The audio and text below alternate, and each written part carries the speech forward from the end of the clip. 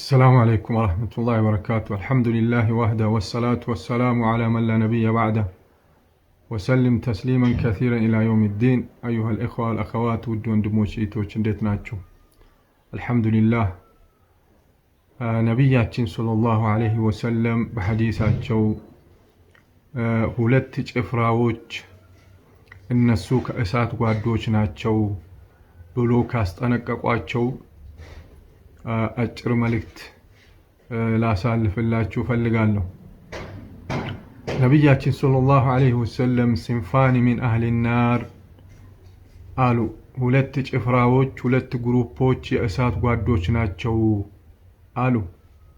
እነሱ እነማን ናቸው ብሎ ሲሉ ነብያችን رجال بأيديهم سياط كأذناب البقر يضربون بها الناس قالوا ቀጥሎ ሁለተኛው ጭፍራ ደግሞ ሁለተኛው ቡድን ኒሳኡ ካሲያቱ ዓሪያቱ ማኢላቱ ሙሚላት رؤوسهن كأصنم البخت مائلات لا يدخلن الجنة ولا يجدن ريحها وإن ريحها لا يوجد في مسيرة كذا وكذا قالوا ሁለቱም ቡድኖች ገለጹ ነብያችን هذا وعيد شديد በጣም ከባድ የሆነ ማስጠንቀቂያና ከባድ የሆነ ማስፈራሪያ ነው። እንግዲህ ሪጃሉን ያሉት ወንዶች እነዛ በእጆቻቸው እንደ ከብቶች ጭራ ለንጋ ይዘው ሰዎችን የሚመቱ በغير حق ያለ አግባብ ሰዎችን የሚደበድቡ ናቸው እሳት ጓዶች አሉ። በአሁን ጊዜ ፖሊሶች ሊሆኑ ይችላሉ። ማንኛውም ሰው ደግሞ ከአግባብ ውጪ ከሐቅ ውጪ ሰዎች የሚደበድብ ሰው ሁሉ ሊሆን ይችላል ማለት ነው። ሐታ ባለስልጣንም ቢሆን ስልጣን የሌለውም ቢሆን ያለ አግባብ ሰዎችን የሚመቱ ሰዎች እሳት ይጠብቃቸዋል አሉ ነብያችን ሰለላሁ ዐለይሂ ወሰለም። ሁለተኛው ግሩፕ ኒሳኡን ካሲያቱን ዓሪያት አሉ። ሴቶች ናቸው አላህ Subhanahu Wa Ta'ala ጸጋ ያላመሰገኑ በአላህ ጸጋ የካዱ አላህ ያለበሳቸው ሰጣቸው ኒዕማ በአግባብ ያልተጠቀሙ አሉ ነብዩ ሰለላሁ ዐለይሂ ወሰለም። በአላህ ኒዕማ መክፈር የአላህን ጸጋ ያለማመስገን የተራቆተ ሰው ራቆቱም የሰው አግባብ የሌለው ሰውና የእሳት ሰው ይሆናል ማለት ነው። በሌላ ትርጓሜ ዑለማዎች እንዳሉት ካሲያቱን የለበሱ ይመስላሉ ለብሷል ወላኪን አሪያቱን ራቆታቸው ነው የሚሄዱት። ሸሪዓዊ የሆነ እስላማዊ የሆነ አለባበስ አይለብሱም። በራሳቸው ዝንባሌ በራሳቸው ፍላጎትና በራሳቸው አስተሳሰብ ሂጃብ ነው ይያሉ ልብስ ነው ይያሉ ይለብሳሉ። ወላኪን ሸሪዓው ያዘዘውና አግባባዊ የሆነ ሸሪዓዊ የሆነ ልብስ አይደለም። ስለዚህ ራቆታቸው ይሄዱ ነው አሉ ነብያችን ሰለላሁ ዐለይሂ ወሰለም። ካሲያቱን የለበሱ ይመስላሉ ወላኪን አሪያቱን ራቆታቸው ይሄዱ ነው። ማኢላቱን እንደዚሁም غير عفة والاستقامة ማለት ነው። ጥብቅ አይደሉም ያልተጠበቁ ናቸው። በንግግራቸው አይጠበቁም፣ በስራቸው በተግባራቸው አይጠበቁም፣ በአይናቸው በጆሮአቸው በተለያየ እንግዲህ አላህ በሰጣቸው አካላት ሁሉ ጥብቅ አይደሉም። ወደ ፈዋሂሽ ወደ ዝሙት ወደ መጥፎ ስራ ያዘነበሉ ናቸው። እንደውም እስትቃማም የላቸውም። ዓሲያቱን አመፀኞች ናቸው። የአላህ Subhanahu Wa Ta'ala ጣዓን አይተገብሩም አሉ። ማኢላት መንገድ የለቀቁ ናቸው። ሙሚላት እንደዚሁም የራሳቸው ብቻ አይደለም ከራሳቸውም ሌላ አጥማሚዎች ናቸው፣ ሙፍሲዶች ናቸው፣ ፈሳድን የሚያባዙ ናቸው። ባለባባሳቸው ባነጋገራቸው በተግባራቸው በሁሉም ነገር ፈሳድን የሚያባዙ ሌሎችን ሴቶች የሚያጣምሙ ናቸው። እነዚህ የእሳት ጓዶች ናቸው አለ ነብያችን ሰለላሁ ዐለይሂ ወሰለም። ሙሚላት رؤوسهن كأصنم البخت ጸጉራቸው እንደ ግመል ሻኛ ያደርጉታል። ጸጉራቸውን ወይም ትልቅም ከሆነ እያቆሙ ወዚና በዚህ ከፍ አድርገው አስረው ሰዎችን የሚፈትኑበት ያደርጉታል። ወይም ደግሞ ይቀጥሉባታል። የሌለውም ከሆነ ሌላ ነገር ይቀጣጥሉበትና ሌላ ነገር በውስጡ ያስገቡና ልክ እንደ ግመል ሻኛ ያደርጉታል ጸጉራቸውን አለ። ላ يدخلن الجنة እነዚህ ይሄን ባህሪ ያላቸው ሴቶች ጀነትን አይገቡም አሉ በፍጹም። ወላ يجدن ريحها እንደዚሁም የጀነትንም ሽታ አያገኙም አሉ ነብያችን ሰለላሁ ዐለይሂ ወሰለም። እንግዲህ እነዚህ በሁለት ሊካፈሉ ይችላሉ። አንደኞቹ ካፊራት ከሃዲያኖች ሊሆኑ ይችላሉ። እነዚህ ለዘላለም በእሳት ውስጥ የሚኖሩ ናቸው፣ ከእሳት የማይወጡ ናቸው። ሌላኞቹ ተውሂድ ያላቸው ሙስሊሞች ሆኖ አሲያት አመፀኞችና የአላህን ትእዛዝ የማያከብሩ ይሆናሉ ማለት ነው። እነዚህ እንግዲህ እሳትን ይገባሉ።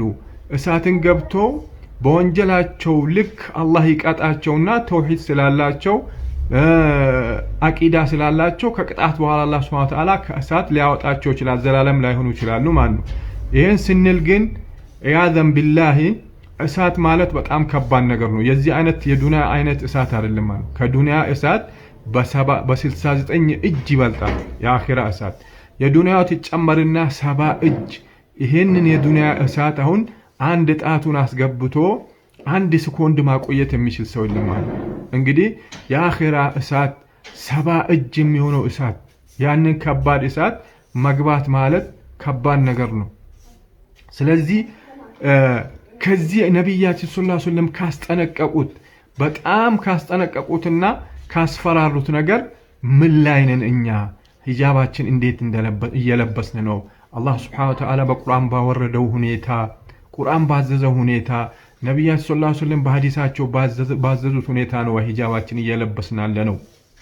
ሂጃብ ሲባል አላህ Subhanahu Wa Ta'ala يا أيها النبي قل لأزواجك وبناتك ونساء المؤمنين يدنين عليهن من جلابيبهن ذلك أدنى أن يعرفن فلا يؤذين وكان الله غفورا رحيما أنت ملكتኛችን ሆይ ባለቤቶችህን ልጆች ሴቶች ልጆችህንም የሙእሚናት ሴቶችንም ሁሉ እዘዝ ሂጃባቸውን ከላይ እስከ ታች እንዲለብሱ አረፍተገናቸውን እንዲሸፍኑ አውራቸውን እንዲሸፍኑ እንዲሰተሩ እዘዛቸው አላህ Subhanahu Wa Ta'ala ولا يبدين زينتهن ጌጣቸውን ውባቸውን ሐፍረተ ገራቸውን አካላቸውን እንዳይገልጹ ኢላ አላህ Subhanahu Wa Ta'ala ኢላ ለቡኡለቲሂን ለባሎቻቸውና መህረም ለሆኑ የተወሰነ እጅና ፊት ሌላ ሙሉ አካላት ግን ለባሎቻቸው እንጂ እንዳይገልጹ ኢላ አላህ Subhanahu Wa Ta'ala እጅና የተወሰነው ግን መህረም የሆኑ ሰዎች ፊት ለፊት ሊገለጽ ይችላል፣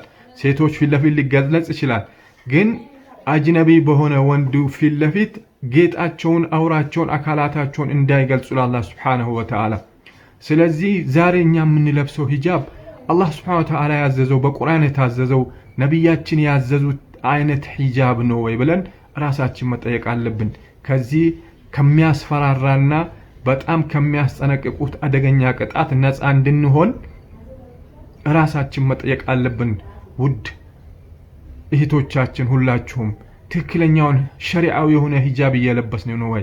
ሸሪዓዊ የሆነ እኮ ሂጃብ ዑለማዎች እንደሚሉት አየኩነ ፈጥፋዳ ሰፊ መሆን አለበት፣ በጣም ሰፊ መሆን አለበት። አካሏን የማይገልጽ ቅርጿን የሰውነቷን ቅርጽ የማይገልጽ መሆን አለበት። ወአላ የኩነ ረቂቀን እንደዚሁም በጣም ቀጭን መሆን የለበትም። ከውስጥ አረፍተ ገላዋን ሰውነቷን የሚያሳይ መሆን የለበትም። ወአላ የኩነ ቀሲረን እንደዚሁም አጭር መሆን የለበትም። እንደው ዛሬ እንደምታዩት ከሆነ ከጉልበታቸው በታች እዚህ ቁርጭምጭምታቸው ላይ ቁርጭምጭምትና ጉልበት መካከል እንደውም ከዛ አለፍ ብሎ ከጉልበታቸው በላይ አድርጎ የሚለብሱ አሉ ማለት ሱብሃንአላህ። አጭር መሆን የለበትም። ቢያንስ የሙስሊም ሴት ሂጃብ ሰውነቷን ሁሉ መሸፈን አለበት፣ እስከ ታች እግሯ መታየት የለበትም ማለት ነው። ወከዛሊከ ፈጥፋዳ ሰፊ መሆን አለበት፣ ቅርጿን ማሳየት የለበትም።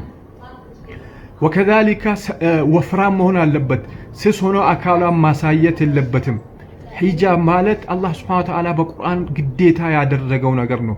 ሂጃብ ማለት የሴት ልጅ ክብር ነው። ሂጃብ ማለት የሴት ልጅ ውበት ነው። ሂጃብ ማለት አላህ Subhanahu Wa Ta'ala ግዴታ ያደረገባት በሴት ልጅ ውብ የሆነ የአላህ Subhanahu Wa Ta'ala ስጦታ ነው። ሴት ልጅ በመታጀቧ ራሷን በመሸፈኗ አላህ ዘንድም ባሮቹም ዘንድ ትከበራለች ማለት ነው። ለዚህ ነው ሴቶች ለባሾች ናቸው፣ የሚለብሱት ግን የማይሆን ሆኖ ራቆታቸው እየሄዱ ነው ይላል ነብዩ ሰለላሁ ዐለይሂ ወሰለም። እነዚህ ሴቶች ናቸው የእሳት ጓዶች ናቸው የተባሉት። ራሳቸውን ብቻ ሳይሆን ይሄን በዚህ አለባበሳቸው ሴቶችን ሌሎችን ይጠሩና ከመንገድ ያወጣሉ አሉ ነብያችን ሰለላሁ ዐለይሂ ወሰለም።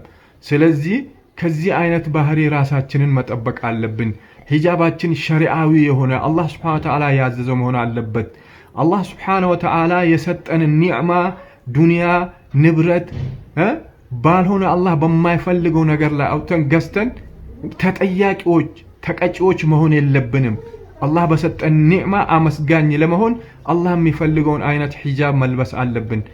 ዛሬ በየሚዲያው በየፌስቡኩ በየቲክቶኩ በየተለያየ ቦታ ላይ የምናውና በመድር ላይ የሚንቀሳቀሱ የአላህ ባሮች ሁሉ የሚለብሱት ሁሉ ትክክለኛ ሂጃብ ነው ወይ?